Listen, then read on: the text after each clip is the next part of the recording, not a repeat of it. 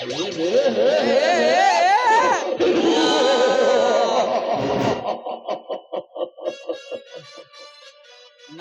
ಕೈ ಹಿಡಿದು ಬಾಳಬೇಕಾದ ಆ ಕವಿತಾಳನ್ನು ತನ್ನ ವಶ ಮಾಡಿಕೊಂಡನಲ್ಲ ಆ ಅರ್ಜುನ ಅರ್ಜುನ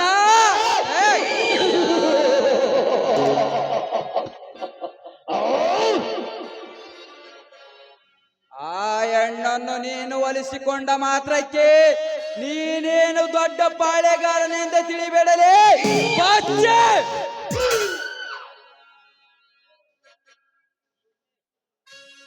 ಈ ಪ್ರದೀಪ ಮನಸ್ಸು ಮಾಡಿದರೆ ಕವಿತಾಳಂತ ಸಾವಿರಾರು ಹೆಣ್ಣುಗಳನ್ನು ಸೆಕೆಂಡಿನಲ್ಲೇ ನಿಲ್ಲಿಸಬಲ್ಲೆ. ಬಟ್ ನನಗೆ ಬೇರೆ ಹೆಣ್ಣುಗಳು ಬೇಕಾಗಿಲ್ಲ. ಕವಿತೆ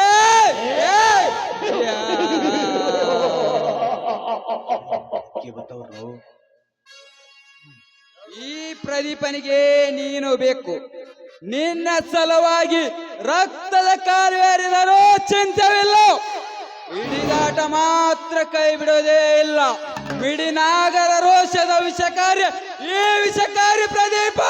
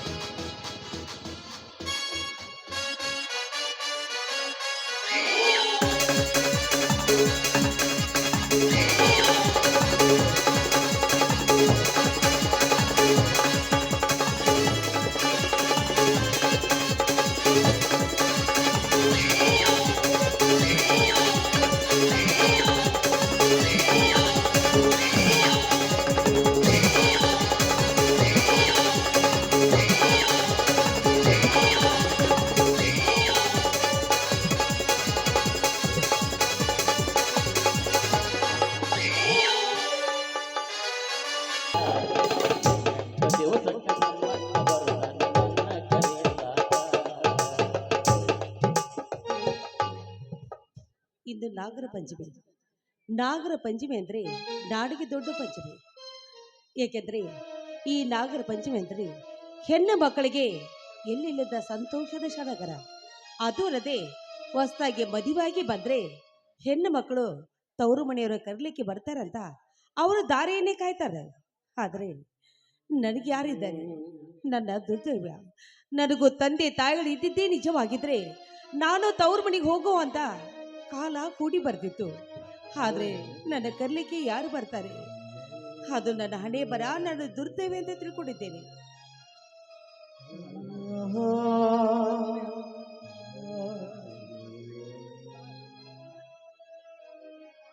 ಮಂಜುಳಾ, ಏನು ಮಾಡ್ತಿರುವೆ? ಮನೆಯಲ್ಲಿ ಮೈದುನರಿಲ್ಲವೇ? ಇಲ್ಲ ಬಂಡಿ, ಹೊರಗಡೆ ಹೋಗಿದ್ದಾರೆ. ಮಂಜುಳಾ, ನಿನ್ನ ಕಣ್ಣಲ್ಲಿ ನೀರು ಯಾಕೆ? ಈ ರೀತಿ ಹಬ್ಬದ ದಿನ ಕಣ್ಣೂರಿ ಹಾಕುತ್ತಿರುವೆಯಲ್ಲ, ಯಾಕೆ? ಏನಾಯ್ತು? ಏನೂ ಇಲ್ಲ ರೀ, ಸ್ವಲ್ಪ ತವರಿನ ನೆನಪಾಯಿತು ಅಷ್ಟೇ. ಹುಚ್ಚಿ, ತವರಿನ ಕಡೆ ನೆನಪಾಯಿತು ಎಂದು ಮನಸ್ಸಿಗೆ ನೋವು ತಂದುಕೊಳ್ಳಬೇಡ. ಈ ರೀತಿ ಹಬ್ಬದ ದಿನ ಕಣ್ಣೀರು ಹಾಕುತ್ತಾ ನಿಂತರೆ ಇದು ನಿನ್ನ ಮನೆಯಲ್ಲವೇ? ರೀ, ಎಂತ ಮಾತನಾಡ್ತಾ ಇದ್ದೀರಿ ನೀವು? ನೋಡಿ, ಗಂಡನ ಮನೆ ಎಂತ ಸಂತೋಷವಾಗಿ ಇದ್ರೂ ಕೂಡ ಆತ ನನ್ನ ತವರು ಮನೆಯನ್ನು ನಾನು ಮರೆಯಲು ಸಾಧ್ಯವೇ? ನೀವೇ ಹೇಳ್ರಿ. ಯಾಕೆ ಮಂಜುಳಾ, ಈ ಮನೆಯಲ್ಲಿ ನಿನಗೇನಾದರೂ ತೊಂದರೆಯಾಗಿದೆಯೇ? ಹಾಗೇನಿದ್ದರೂ ಹೇಳೀಗ. ಚೇಚೆ, ಎಂತ ಮಾತನಾಡ್ತಾ ಇದ್ದೀರಾ ನೀವು? ನೋಡಿ, ಈ ಮನೆಯಲ್ಲಿ ನನಗೇನು ಕೊರತೆಯಾಗಿದೆ? ದೇವರಂತ ನನ್ನ ಪತಿ ದೇವರು ಇದ್ದಾರೆ, ಹುಲಿ ಅಂತ ನನ್ನ ಮೈದನ ಇರುವಾಗ ಈ ಮನೆಯಲ್ಲಿ ನನಗೇನು ಕಡಿಮೆ ಆಗಿದೆ? ನೀವೇ ಹೇಳ್ರಿ. ನೋಡು ಮಂಜುಳಾ, ಈ ಮನೆಯಲ್ಲಿ ನಿನಗೇನಾದರೂ ಉಡಲು ತಿನ್ನಲು ಕಡಿಮೆಯಾಗಿದ್ದರೆ ನನಗೆ ಹೇಳು, ನಾನು ತಂದು ಕೊಡುತ್ತೇನೆ. ಆದರೆ ನೀನು ಯಾವತ್ತೂ ಕಣ್ಣೀರು ಹಾಕಕೂಡದು, ಯಾವಾಗಲೂ ನಗು ನಗುತ್ತಿರಬೇಕೆನ್ನುವುದೇ ಈ ನಿನ್ನ ಗಂಡನಾಸೆ ಮಂಜುಳಾ, ಗಂಡನಾಸೆ. ನಂದು ಒಂದು ಆಸೆ ಇದೆ, ಅದನ್ನ ನೆರವೇರಿಸ್ಕೊಡ್ತೀರಾ? ಒಂದೇ ಏಕೆ ಮಂಜುಳಾ, 10 ಕೇಳು, ಖಂಡಿತ ನಡೆಸಿಕೊಡುತ್ತೇನೆ. ಹಾಗಾದ್ರೆ ನಮ್ಮಿಬ್ಬರ ಮದುವೆ ಮಾಡ್ಬೇಕನ್ನೋದೇ ನನ್ನ ಆಸೆ. ನಮ್ಮ ಮೈದನರು ವಯಸ್ಸಿಗೆ ಬಂದಿದ್ದಾರೆ, ಅವ್ರು ಮದುವೆ ಮಾಡ್ಲೇಬೇಕು ರೀ. ಅಂತೂ ಮೈದುನರ ಮದುವೆ ಮಾಡಿ ಮೈದುನರ ಹೆಂಡತಿಯರು ಮನೆಗೆ ಬಂದ ನಂತರ ಎಲ್ಲ ಮನೆ ಕೆಲಸದ ಜವಾಬ್ದಾರಿ ಅವರಿಗೆ ಒಪ್ಪಿಸಿ ಹಾಯಾಗಿರಬೇಕೆನ್ನುವುದೇ ನಿನ್ನ ಆಸೆ ಅಂತ ಕಾಣುತ್ತದೆ. ಹಾಗಲ್ಲ ರೀ. ನೋಡಿ, ಅರ್ಜುನ ಮದುವೆ ವಯಸ್ಸಿಗೆ ಬಂದಿದ್ದಾನೆ, ಇನ್ನೊಬ್ಬ ಮೈದನ ಕೂಡ ಓದು ಮುಗಿತಲ್ಲ. ಅದಕ್ಕೋಸ್ಕರವಾಗಿ ಅವರಿಬ್ಬರ ಮದುವೆ ಮಾಡಿಬಿಟ್ರೆ ನಮ್ಮ ತಲೆ ಮೇಲೆ ಭಾರ ಕಡಿಮೆ ಆಗತ್ತೆ. ಅದು ನಮ್ಮ ಕರ್ತವ್ಯ ಕೂಡ. ಮಂಜುಳಾ, ತಮ್ಮಂದಿರ ಮೇಲೆ ನನಗೆ ಪ್ರೀತಿ ಇಲ್ಲವೆಂದು ತಿಳಿದಿರುವೆಯಾ? ನಾನು ಅದೇ ವಿಚಾರದಲ್ಲಿದ್ದೇನೆ. ತಮ್ಮಂದಿರು ಬರಲಿ, ಒಂದು ವಿಚಾರ ಮಾಡಿ ಒಂದು ತೀರ್ಮಾನಕ್ಕೆ ಬರೋಣ.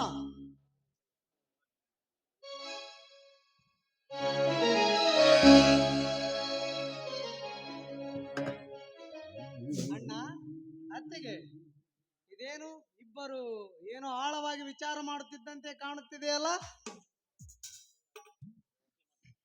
ಬನ್ನಿ ತಮ್ಮಂದಿರೇ, ನಿಮ್ಮಿಬ್ಬರ ಬಗ್ಗೆನೇ ವಿಚಾರ ಮಾಡುತ್ತಿದ್ದೇವೆ. ಅಣ್ಣ, ಏನದು ನಮ್ಮಿಬ್ಬರ ಬಗ್ಗೆ ವಿಚಾರ ಮಾಡುತ್ತ ವಿಷಯ? ನೋಡಪ್ಪ ಮೈದಿನ, ನಿಮ್ಮಿಬ್ಬರ ಮದುವೆ ಮಾಡ್ಬೇಕಂತ ನಾವು ಕೂಡ ವಿಚಾರ ಮಾಡಿದ್ದೀವಿ. ಅತ್ತಿಗೆ, ನಮಗೆ ಕಮ್ಮ ಇಷ್ಟು ಬೇಗ ಮದುವೆ?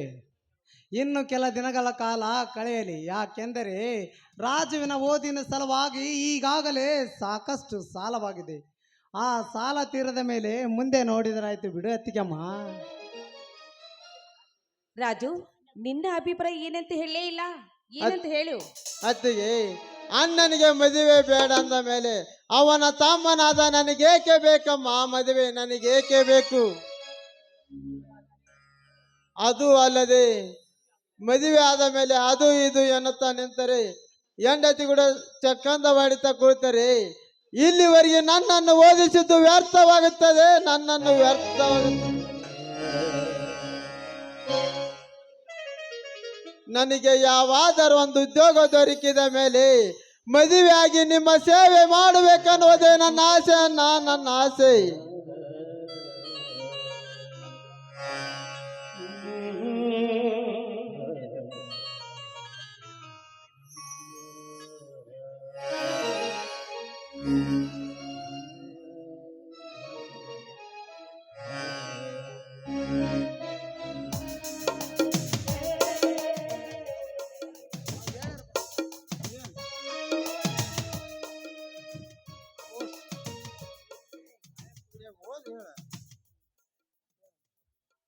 ರಾಜು,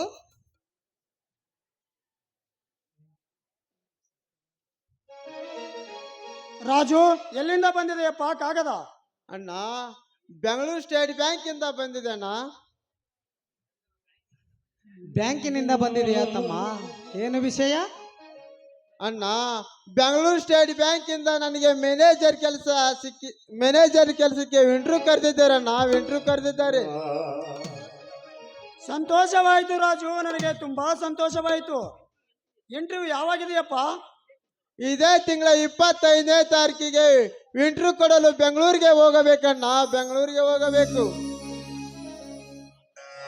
ನೋಡಪ್ಪ, ನಾನು ಆ ದೇವರ ಬಗ್ಗೆ ಎಷ್ಟೊಂದು ನಿಮಗೆ ಹೇಳ್ತಾ ಇದ್ದೆ. ಅಂತೂ ಆ ದೇವರು ನಮ್ಮ ಬಗ್ಗೆ ಕಣ್ಣು ತೆರೆದನಲ್ಲ, ಅಷ್ಟೇ ನನ್ನ ಮನಸ್ಸಿಗೆ ತುಂಬಾ ಸಂತೋಷ ಆಗ್ತಾ ಇದೆ ಮೈದನ. ನಮಗೆಲ್ಲರಿಗೆ ಸಂತೋಷವಾದರೆ ನನಗೆ ಅಸಂತೋಷವಾಗಿದೆ. ಏನು ಮಾತನಾಡುತ್ತಿರುವೆ ರಾಜು? ನಿನಗೆ ಮ್ಯಾನೇಜರ್ ಕೆಲಸ ಇಂಟರ್ವ್ಯೂ ಬಂದಿದ್ದು ಸಂತೋಷವಿಲ್ಲ ಅಂತ ಹೇಳ್ತೀಯಲ್ಲ, ಯಾಕೆ? ನಿನಗೆ ಆ ಮ್ಯಾನೇಜರ್ ಕೆಲಸ ಇಷ್ಟವಿಲ್ಲವೇನು? ಇಷ್ಟವಿದೆ ಅಣ್ಣ, ಆದರೆ ಮ್ಯಾನೇಜರ್ ಕೆಲಸಕ್ಕೆ ಈಗಿನ ಕಾಲದಲ್ಲಿ ಅಂದಾಜು 1 ಲಕ್ಷ ರೂಪಾಯಿ ಹಣ ಬೇಕೇ ಬೇಕಣ್ಣ, ಬೇಕೇ ಬೇಕು. 1 ಲಕ್ಷ ಹಣ ಬೇಕೇ ಬೇಕಾ? ನಾವಿರುವ ಈ ಸ್ಥಿತಿಯಲ್ಲಿ ಅಷ್ಟೊಂದು ಹಣ ಎಲ್ಲಿಂದ ಕೊಡಲಪ್ಪ, ಎಲ್ಲಿಂದ ತರಲಿ?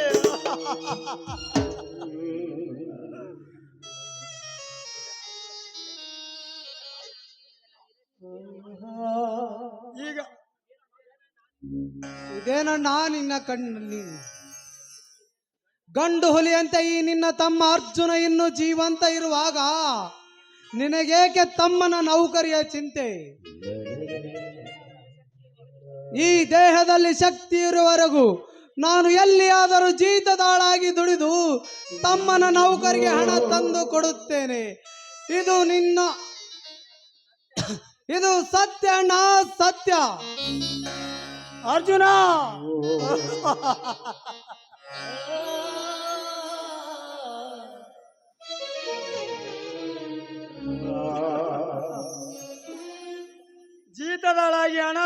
ದುಡಿದು ತಂದು ಕೊಡುವಷ್ಟು ಸಮಯ ನಮಗಿಲ್ಲಪ್ಪ. ಕೇವಲ ನಮಗಿರುವ ಕಾಲಾವಕಾಶ 12 ಗಂಟೆಗಳು ಮಾತ್ರನಪ್ಪ. 12 ಗಂಟೆಗಳು ಮಾತ್ರ. ಅಣ್ಣ 12 ಗಂಟೆ ಕಾಲಾವಕಾಶ ಬೇಡಣ್ಣ. ಈ ನಿನ್ನ ತಮ್ಮನಿಗೆ ಎರಡು ಗಂಟೆ ಕಾಲಾವಕಾಶ ಸಾಕಣ್ಣ, ಸಾಕು. ಈ ಸಮಯದಲ್ಲಿ ನನಗೇನು ಮಾತನಾಡಬೇಕೆನ್ನುವುದೇ ದೋಚದಂತಾಗಿದೆಯಪ್ಪ, ದೋಚದಂತಾಗಿದೆ. ಅಣ್ಣ, ನನ್ನ ಸಲುವಾಗಿ ಏಕೆ ಇಷ್ಟೊಂದು ತೊಂದರೆ ತೆಗೆದುಕೊಳ್ತೀರಣ್ಣ? ನಿಮಗೆ ತ್ರಾಸು ಮಾಡಿ ನಾನು ನೌಕರಿ ಸೇರಲು ಪ್ರಯೋಜನವಿಲ್ಲಣ್ಣ, ಪ್ರಯೋಜನವಿಲ್ಲ. ನಾನು ಆ ವಿಂಟ್ರಿಗೆ ಹೋಗೋದನ್ನ ಬಿಡುತ್ತೇನಮ್ಮ, ಬಿಡುತ್ತೇನೆ. ರಾಜು, ಏನ್ ಮಾತಾಡ್ತಾ ಇದ್ದೀನಿ ನೀನು? ನೋಡು, ಈ ಸಮಯದಲ್ಲಿ ಮಾತ್ರ ಇಂಥ ಮಾತನಾಡದೆ ನೀನು ಮಾತ್ರ ಇಲ್ಲಿ ಹೋಗ್ಲೇಬೇಕಪ್ಪ. ಇಂದು ನಾಗರ ಪಂಚಮಿ, ಎಲ್ಲರೂ ಸಂತೋಷವಾಗಿ ಆ ದೇವರಿಗೆ ಹಾಲು ಬರೋಣ. ನಡೀರಪ್ಪ, ಹೋಗೋಣ.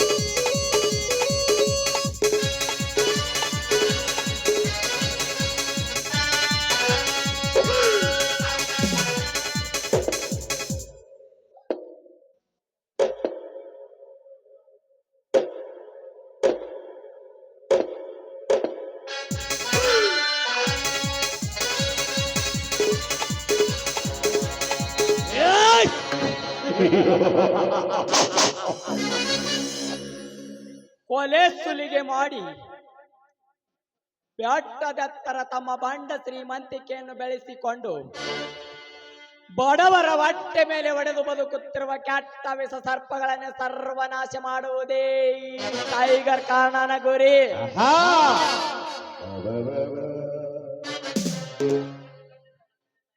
ನನ್ನ ತಂದೆ ತಾಯಿ ತಮ್ಮಂದಿರನ್ನು ಕೊಲೆ ಮಾಡಿದ ವ್ಯಕ್ತಿ ಯಾರೆಂದು ಪತ್ತೆ ಹಚ್ಚುವುದಕ್ಕಾಗಿ ಇಷ್ಟು ದಿನ ನಾನು ಊರು ಅಲಿಯುತ್ತಿರುವೆ.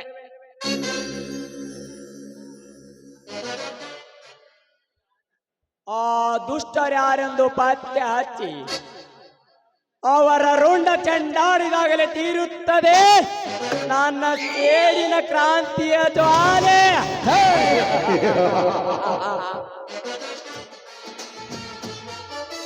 ರಾಜ್ಯ ಕಟ್ಟೋಕೆ ಯಾವ ಸೈನ್ಯನೂ ಬೇಕಾಗಿಲ್ಲ.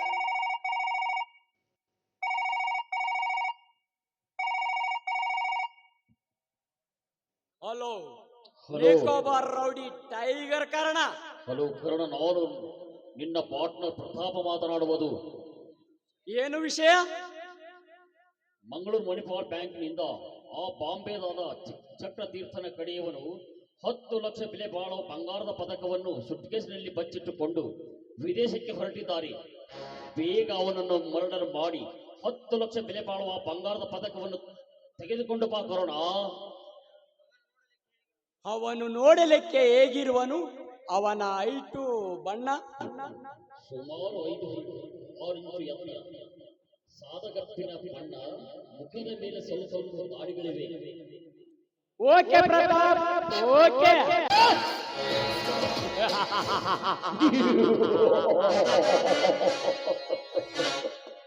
ಚಕ್ರತೀರ್ಥ